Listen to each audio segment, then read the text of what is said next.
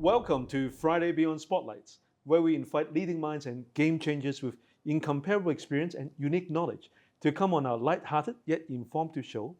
We aim to help business leaders and the wider community gain insights, grasp opportunities, see behind and beyond spotlights, so we can get the full picture, dream bigger, and achieve more together. I'm your host for this episode. My name is Nick Chan, a lawyer and lawmaker. Friday Beyond Spotlights is honored and pleased to present to you our guest today, Professor Francis Chan, the Dean of Faculty of Medicine at the Chinese University of Hong Kong since 2014. His strong ingenuity and dare to dream the impossible to help the next generation of doctors in Hong Kong, his contribution to medical research has been recognized worldwide with many national and international awards. Professor Chan, welcome to Friday Beyond Spotlights. Hi, Nick. Thank you for your very kind invitation. May I call you Francis? Yes, please. Thank you. COVID-19 has wreaked havoc around the world, costing lives, and millions of people are suffering from long COVID. Yet multi-billion-dollar pharma giants and developed wealthy countries are hoarding or seemingly hoarding access to vaccines. What can we do about this? Is it too big an issue for medical school, medical center, or even a group of doctors to be the David versus the Goliath? Using big data analysis, we've come up with an oral probiotic formula that's been shown to, number one, enhance our immunity against COVID by improving the antibody response with vaccination. We can also reduce the chance of having complications when you get COVID. Recently, we also come up with a new test. With just a small amount of poo, we can make an accurate diagnosis of long COVID. So I believe as individuals, we may be able to contribute to this COVID pandemic only if we are willing to unleash the magic in our hearts. With the lower birth rates and baby boomers entering into the silver hair market, so to speak, how is that changing the world demographics and the evolving needs of public and private medical care? And perhaps the way you would teach students, equip them as they go into the world?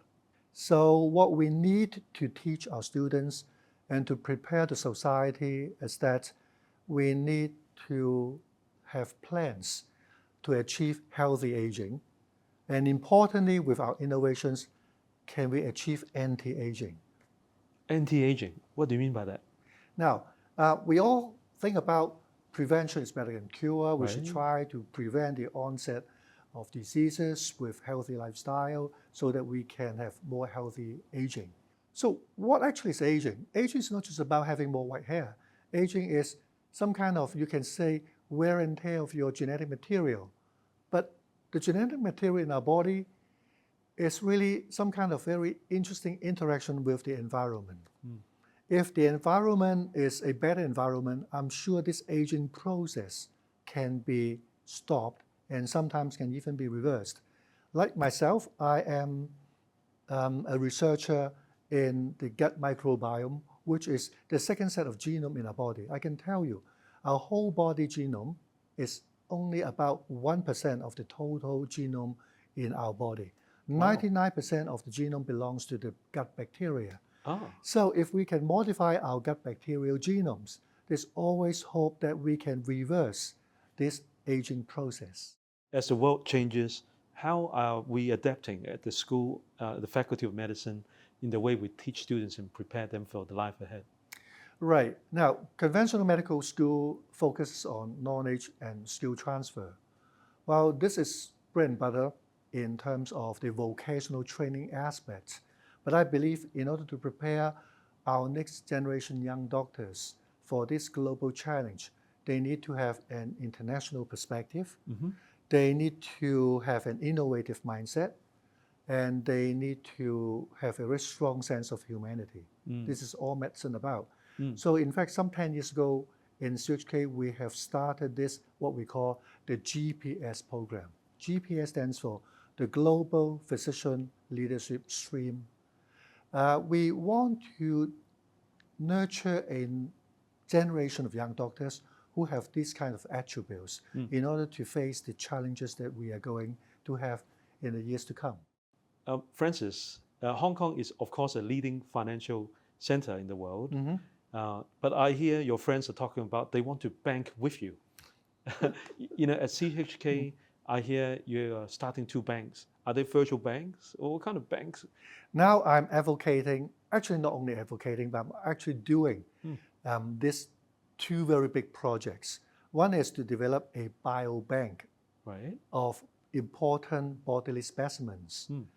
The other is a poo bank. A pool bank? Poo, Did I poo, hear right? poo. Okay. Yes, poo bank. Okay, poo Now, bank. biobank, I guess biobank is not that new, especially for people who are living in Western countries. Because nowadays, if you want to answer very important questions, Yes. you can't really do simple telephone survey. You can't really do a study of several hundred, even several thousands of people won't be good enough. You need to have a big bank of clinical data as well as biosamples like blood specimens, cancer biopsy specimens. With all these specimens, you'll be able to tell over time whether there will be any changes, whether your intervention will be effective.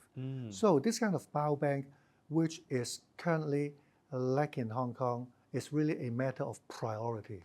And I've been doing this for quite some years in collaboration with quite a number of big hospitals in the Greater Bay Area. So this is going to be one of the biggest biobank, not only in Asia, but also in the world. We are collecting what we call 100K mother and baby cohort for 10 years. This pool bank, Yes. this is even more interesting. I'm sure you heard about cord blood. Yes. People, when the kids were born, often they were tempted to save up the cord blood, hoping that this cord blood will one day be life-saving if anything serious happening. But the thing is, now we know that our pool collect vast amount of information. As I said, the pool contains 99% of the bodily genome. And with such information, we will be able to predict your future health. And also, we know that for kids, their poo is much healthier than when we become adults. So if we are able to save their healthy stool samples, we may one day be able to use these healthy stool samples to treat the diseases in the future. Because with time goes on, the diversity of the stool bacteria, the good bacteria, will become less and less, will be replaced by harmful bacteria. So we really want to save up this healthy poo so that in the future we can use this poo to put it back into their guts to restore the balance. Is Hong Kong the right place to be for businesses to be here, researchers, inventors to be here, to look into conducting medical research and commercialization? My answer is definitely positive, because Hong Kong, we've got first-class healthcare system. Over the past 2-3 decades, in fact, our clinical research, our clinical trials is really number one in the world.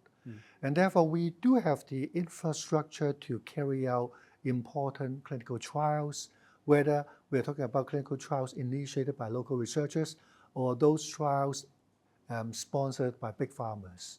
And also with this Greater Bay Area, we will have the support and the infrastructure from our neighborhood, so that we will be able to not only carry out clinical trials, but also to transform our innovations into products that can be available in the market. Francis, we are living in a 5G world. The city is getting smarter.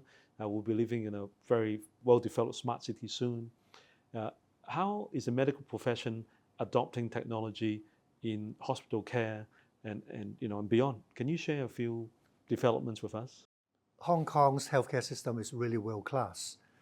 We have got an excellent healthcare system, and Bloomberg has classified our healthcare system as the most efficient in the world for several years. And apart from our high level of medical care, we also adopt very state-of-the-art technology, so that may be one of the reasons why the life expectancy for the Hong Kong people is the longest in the world. So in the future, I believe combining with 5G technology, we will be able to deliver more efficient and precision care to our patients in Hong Kong. Francis, with more technology and with, under the COVID-19 situation, there seems to be a lot of development in telehealth. Where do you think the future would be like for us in enjoying telehealth? I believe telehealth will be a very important tool, especially for those who have difficulty in accessing healthcare, especially those who are disabled, those who have very limited kind of support by the family or other friends. The other thing is we can make use of telemedicine to teach and to train those doctors who are living in kind of some other places, like in those remote areas. And importantly, in Hong Kong, our medical robotic system is very rapidly developing.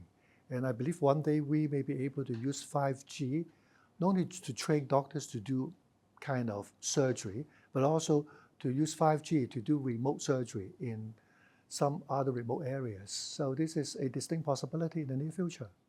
What advice would you give to young people who are interested in saving lives, improving quality of life as a doctor, researcher, entrepreneur in the medical and life science fields? I'm looking for those students who really have the compassion for the poor and sick. I always believe if we identify ourselves not only with the powerful people, but also with those who don't have power, then life will become more beautiful. Thank you, Francis. We'll be right back after this break.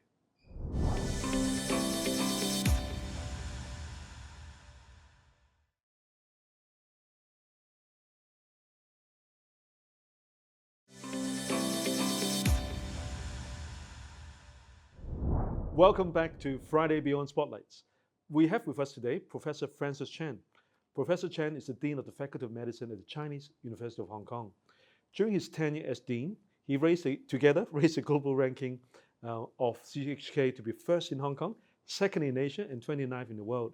He helped train many good doctors, and together with his team, developed the genome formula, who help people to cut the problem during the long COVID. Who is Professor Chan behind the spotlights? Who or what defining moments in his life shaped him into who he is today? We'll get to learn more today. In this show and tell segment, we shall go behind and beyond glaring spotlights as our special guest, Dean Professor Francis Chan, show us a special item that shaped him into who he is today. Professor Chan? Hi, Nick. Did you bring your item? Yes, I did. This is my favorite movie star, Rocky. Rocky. Yes. I like this movie. I watched it since I was a little kid.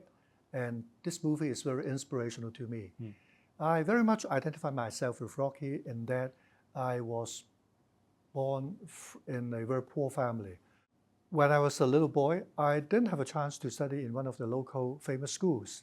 Not because I was not smart enough. I had a chance. But because the school was a bit far away, the family couldn't afford an extra $8 a month of transportation. So in the end, I was being placed in a very small school next to the wet market. Right.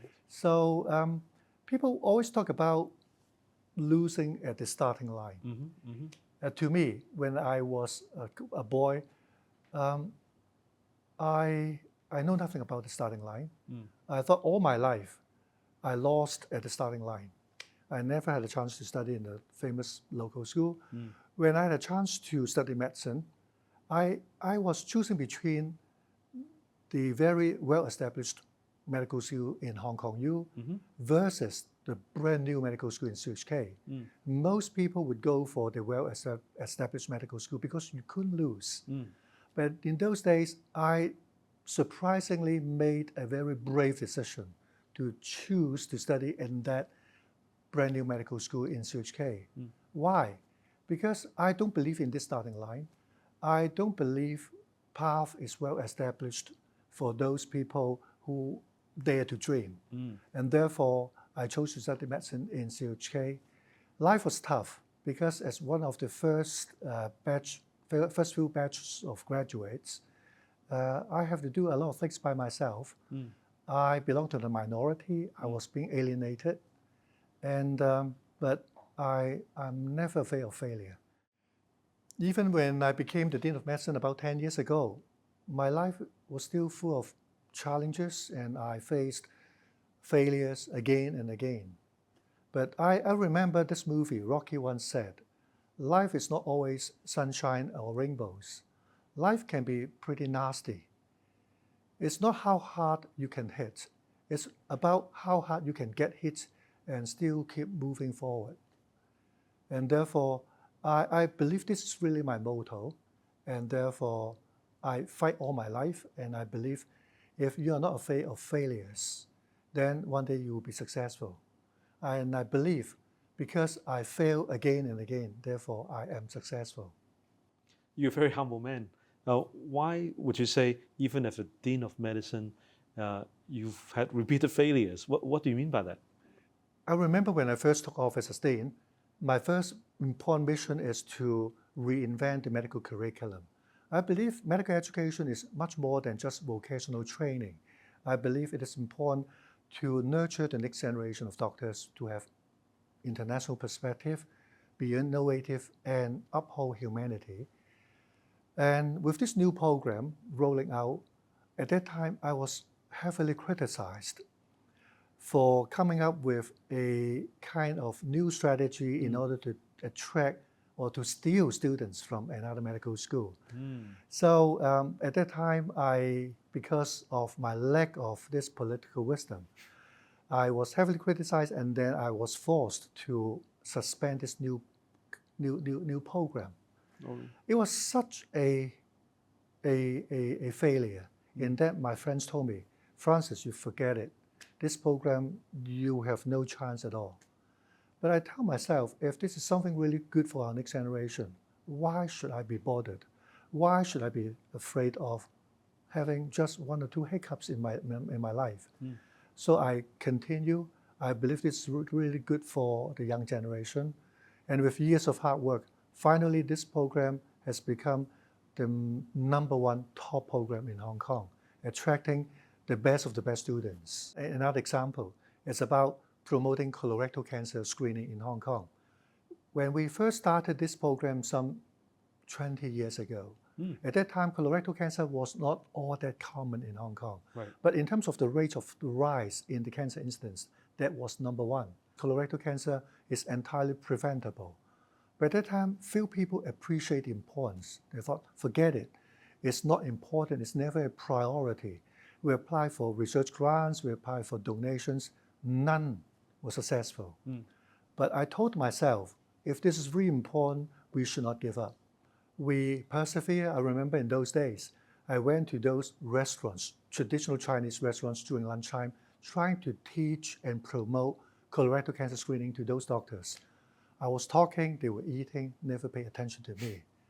Then I continue, and then after 10, 15 years of hard work, with accumulation more and more data, we finally convinced the government that this is important, this is coming, and this cancer is entirely preventable. And some 5 years ago, finally, we have this colorectal cancer screening program available for all eligible people in Hong Kong. I see impossible is not in your vocabulary. Nothing is impossible. Yeah. The most important thing is you pursue your dream and you dare to dream. If you believe in something, no matter how difficult it is, no matter how hard you get hit, you just stand up and continue to move forward. Can you share a story or two about some of your top students, how they have made a difference to the world? I'm very proud of my students because after graduation, some of them have been doing a lot of humanity work in different parts of the world. Some have become very inspirational researchers trying to transform medical research ideas into something that can make a difference to the society. And others have been serving in various important positions in the hospital authority. These best students, as they come in, are they all the same? And as they go out, do they become cookie cutter all the same? Definitely, these graduates, they need to be capable of handling challenges. They need to have this kind of global vision. They need to have a diverse interest. So instead of just becoming the same kind of doctor providing medical services, I very much hope that these students one day will be able to provide this kind of innovative ideas to the society, try to do humanity work to help those underprivileged people, and to try to come up with new policy, advocate new policies to improve our healthcare system. Francis, as we reflect on the past, introspectively look at how Hong Kong or the world is today, and we gaze into the future, what is in store for us? Now, as a specialist and researchers in digestive disease, I do believe the future of medicine is microbiota, meaning poo medicine. We will be able to make use of poo to become the future generation of diagnostics and next generation medicine for the world. Well, we now have the chance to go up close and personal to ask some rapid fire questions to Professor Francis Chan. Professor, Yes, are you ready? I am What is your favorite sport to play? driving my very old sports car. Comfort food? Oh, eating white rice with soy sauce and lard. Your favorite place to bring friends who are new to Hong Kong? Science Park, my magic center. Talent you wish you had? Playing saxophone and grand piano. Your proudest moment? My youngest daughter being admitted into university. Nicest thing someone have ever said to you? Well, Francis, you're not as dumb as I thought. Last thing you search online? Looking for hotels in Osaka. Title of your autobiography? Talking pool. What are the qualities you admire most about your parents? Resilience. Biggest fear? Getting old. Advice you would give your younger self? Don't be stupid. Legacy you wish to build? The largest pool bank in the world.